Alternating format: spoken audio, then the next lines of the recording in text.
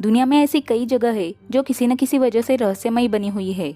ऐसी ही एक जगह दक्षिण अमेरिका के एंडीज पर्वत और प्रशांत महासागर के बीच स्थित देश चिली में है। दरअसल यहाँ एक सुनसान आइलैंड है जहाँ 900 के करीब रहस्यमयी मूर्तियाँ हैं, जिनके बनने के बारे में अनुमान तो बहुत लगाए जाते हैं, लेकिन असल में इन्हें क्यों बनाया गया था अभी तक एक रहस्य ही बना हुआ है। इस आइलैंड का नाम है ईस्टर आइलैंड और यहाँ बनी रहस्यमयी मूर्तियों को मोई नाम से जाना जाता है। ये मूर्तियाँ लगभग 100 टन वजनी और 30 फीट लंबी है और सबसे खास बात कि ये देखने में लगभग एक जैसी ही लगती है। ऐसा लगता है जैसे सभी को एक ही सांचे में ढाला गया हो।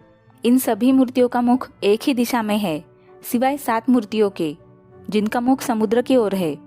ऐसा लगता है जैसे ये मूर्तियाँ समुद्र से आने वाले शत्रुओं से इस द्वीप की रक्षा कर रही है।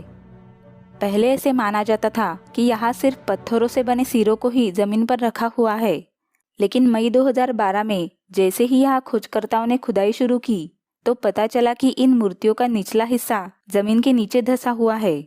खुदाई के बाद इन मूर्तियों के आकार ने शोधकर्ताओं को हैरान कर दिया, क्योंकि यहाँ की सबसे बड़ी मूर्ति 33 फीट ऊंची और 90 टन भारी है। इन सभी मूर्तियों में से एक मूर्ति अलग है और इसे घुटनों के बल बैठने की स्थिति में बनाया गया है। अलग दिखने वाली इस मूर्ति की दाढ़ी भी बनाई गई है। लेकिन यहाँ इतनी बड़ी मूर्तियाँ किसने बनाई होगी और उन्हें बनाने के पीछे क्या मकसद रहा होगा?